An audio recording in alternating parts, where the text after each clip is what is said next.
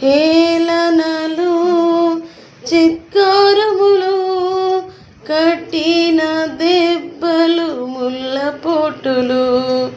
సిలువ భారం కాయమంత గాయం వృధినే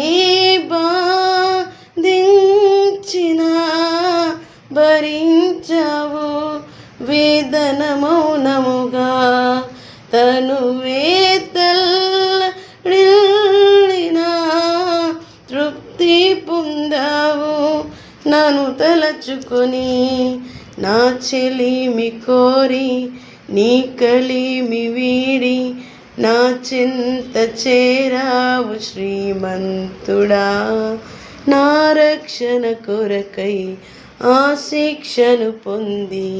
బలియాగమై